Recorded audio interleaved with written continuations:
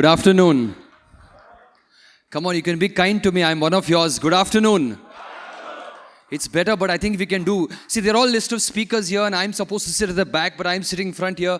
Can we show them what the power of MFDs are? Good afternoon. Good afternoon. The last rows are still sleeping. Can we try once again? Good afternoon. Good afternoon. That section is still sleeping. Can we just, once again, not give up?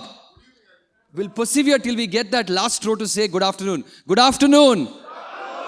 Yeah, we're somewhere there now.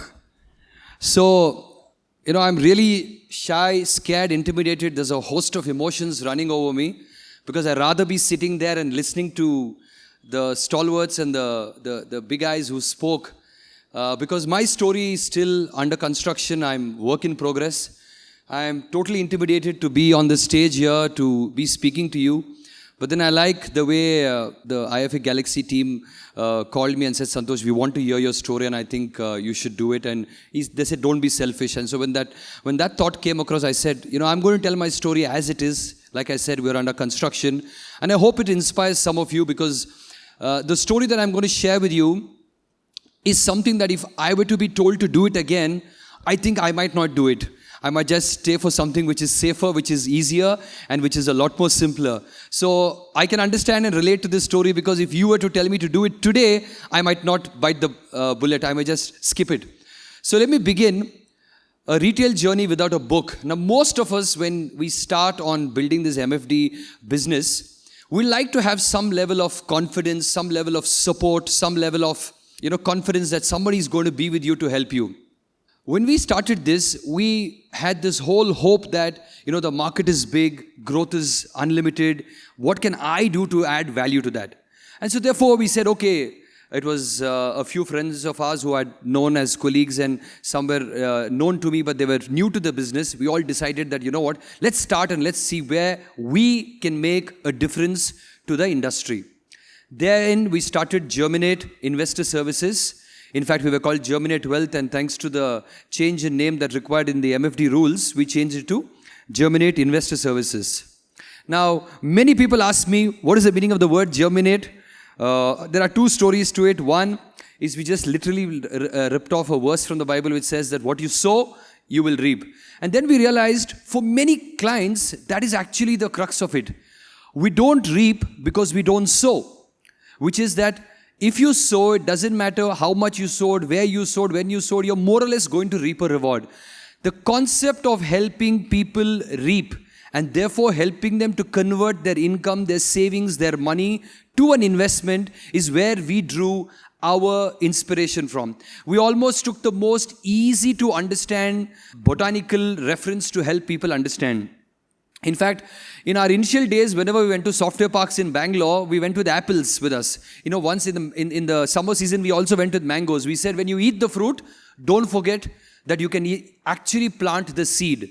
The insignificant part of the fruit that you enjoy, if you were only to plant it and be patient over time, it will yield you so much fruit, it will have a tree for you to take care of you. So we started simple, silly methods, if you would call it, to start our journey.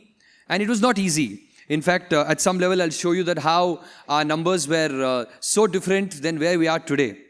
Here are some of my learnings which I want to share with you. Now, what does learnings essentially mean? These are actually mistakes we made and also discovery process that we went through. Because you started on a hope and a whim and a prayer, but afterwards, when you start every day, things get a little different. The first thing we realized was we started going organic. You see, when you quit your job and when you're busy, used to meeting people, talking to people, and now you're running your own business, the only thing that you do is start talking to as many people as possible. Like Ajit said in the previous thing, you begin by being everything to everybody because nobody knows you and nobody's willing to, even accept you for who you are because you have no credentials to back you for what you're doing. We started literally doing this. Every day we would do 3 meetings, 4 meetings till 9 in the night, 10 in the night. And if somebody called us in the midnight, because in Bangalore you have a culture where people work even in the night thanks to the 24-hour schedule. So we went. And when we went over there, we realized that most of the people don't know because even today, bulk of our clients are first-time investors.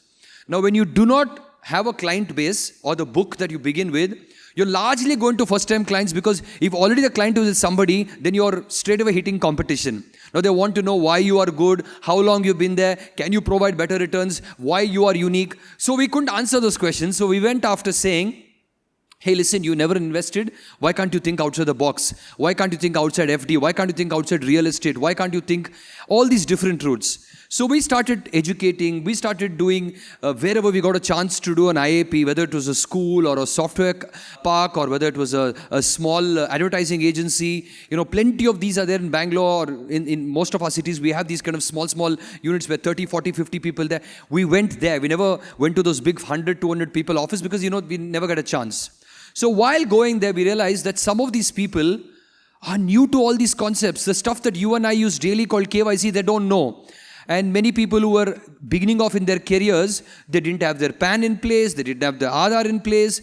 So our journey began by talking to people who never invested, teaching them the product, helping them to understand mutual funds are, and also to handhold them to begin the process of how you have to get all your paperwork ready. Some people would have the PAN wrong. Some people would have the names not printed in the checkbook. So you see all the small things. Now, what happened in the process?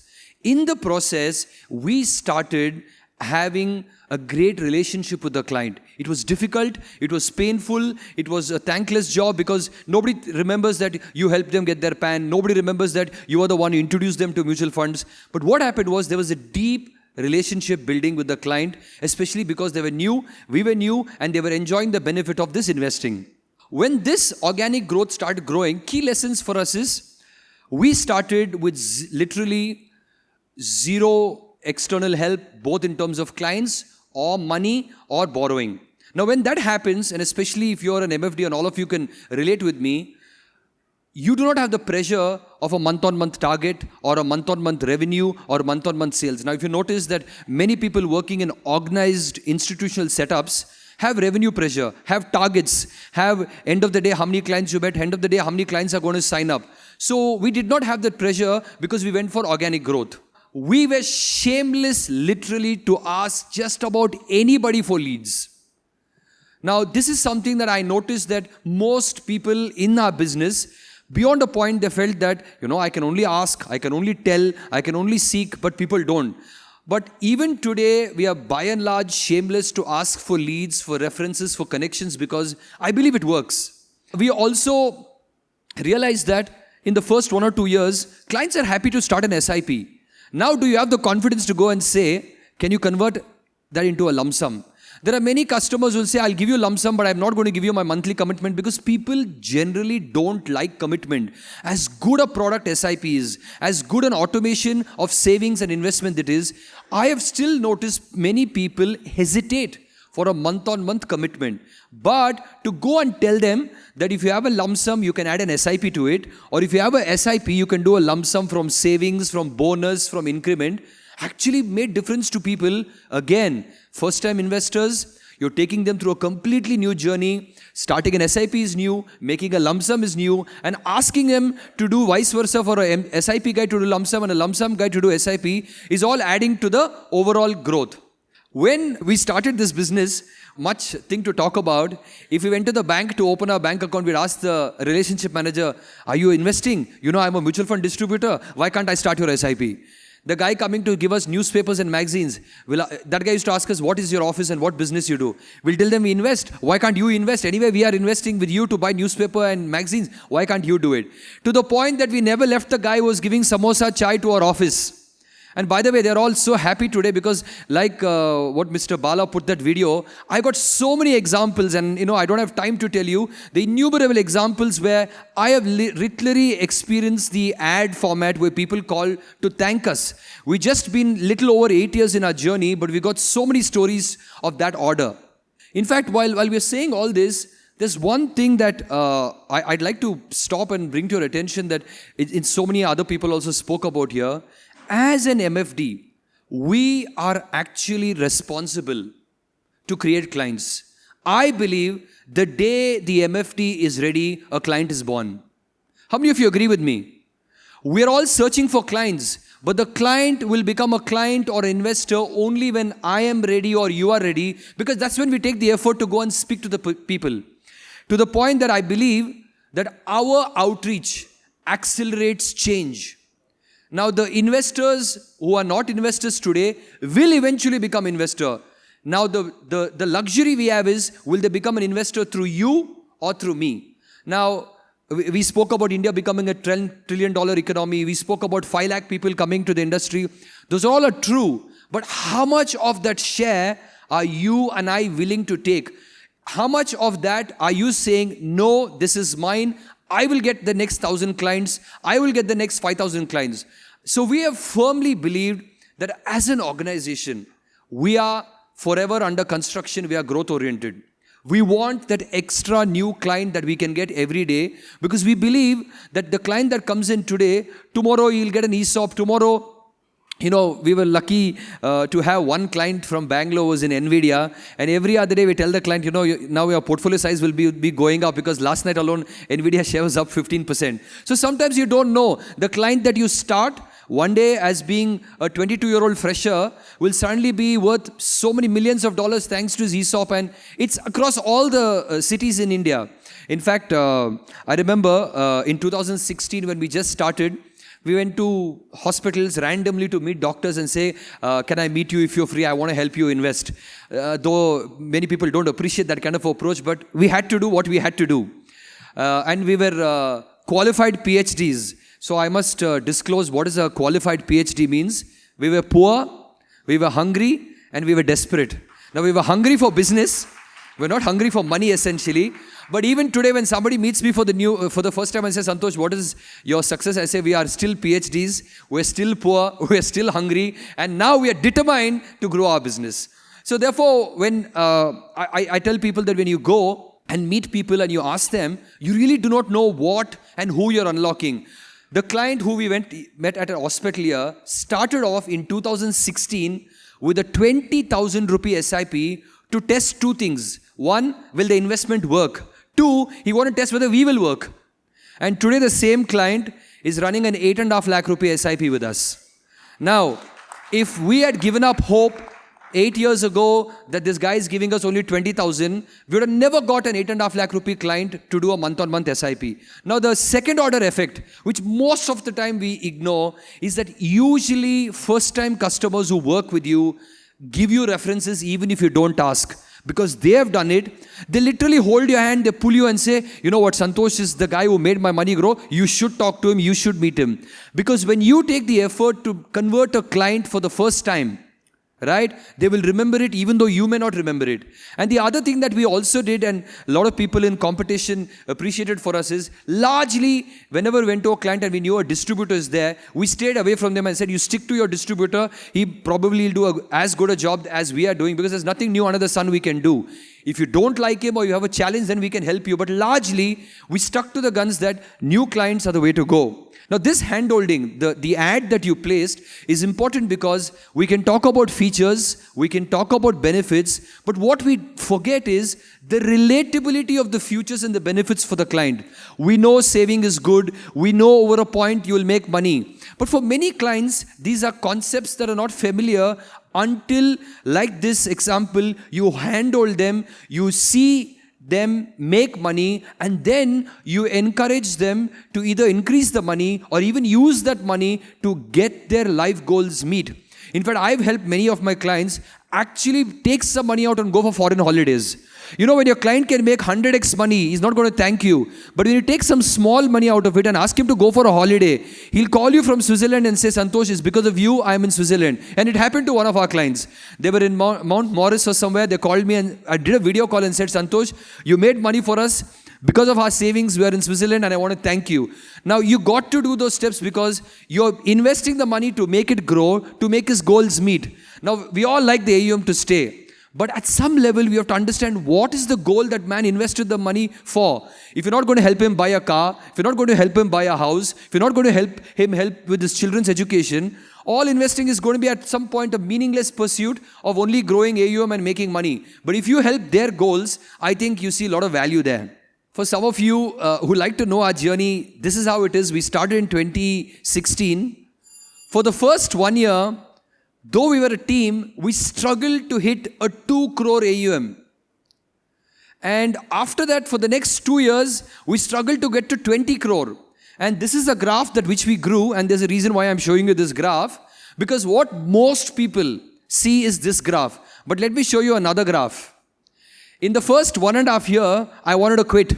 I said, you know what? I tried, I attempted, good shot, but let me give up. Because at 20 crore, 5-6 mouths to feed in the office, we all know it's not just possible. So I wanted to quit, and I actually, truth be told, went for 2 interviews. Thinking that I'll continue as long as I can, but you have to be practical at some point of time and give up and start. But God's grace, we persevered. When we grew little larger in scale, close to 150 crore, there were 2-3 people said, Santhosh, are you interested to sell? We will give you a good valuation and we will make you be one of our employees. I was excited. I thought, now somebody's giving me a lifeline.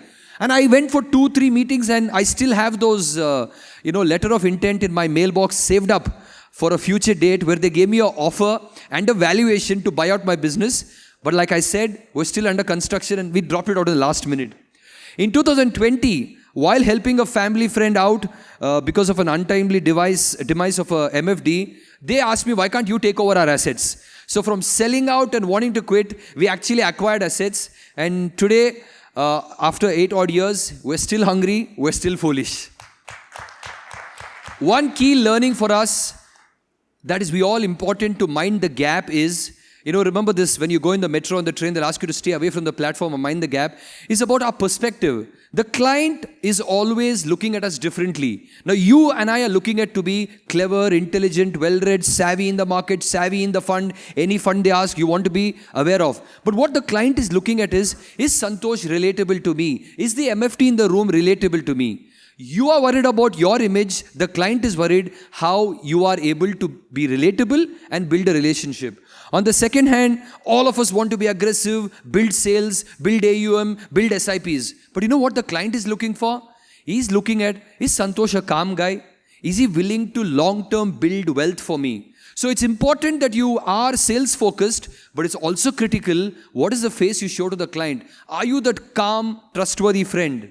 The perspective I was talking about is, while we want to be knowledgeable, focused, persistent, goal-oriented for the client is looking at us very differently. The ad again summarized that. The client is looking at us as a friend, as an advisor, as a special person that we can call upon. And some of our clients think that we're gifted, that we can make money for them and where they don't need to stress about money. We have to figure out how the client looks at us rather than how we look at ourselves. For many MFDs, this is a challenge. But it's important to know that it always takes a team. It always takes 2 hands to clap. It always takes more than one to build an empire. And that's why whether it's about AUM or whether it's about the scale of business or whether it's people. In the last 6 months, we've added 3 people to our team.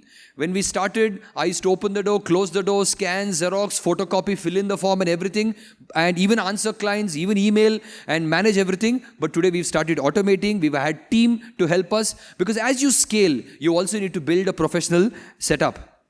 So what are the key takeaways? Business can be built without a book, without a base, because business is organic. Growth is exponential. Most of us are worried about growth where we're not building the business. So one of my key learning is when you build the business, the exponential growth will automatically happen. The second thing is keep walking, keep working with the client. Now, I think at the root of all of these things is, am I able to walk with the client, which is be with him along his journey, work with him along the pathway. And when the client grows, we grow, and this is the good truth of our business. And the last thing, which again talks to us very repeatedly, is our relatability to the client is our USP, is our moat, is the reason why competition can't come and take us out. We face intense competition from banks, from NBFCs, from fintech, and especially coming from Bangalore, fintech is an extremely huge competition.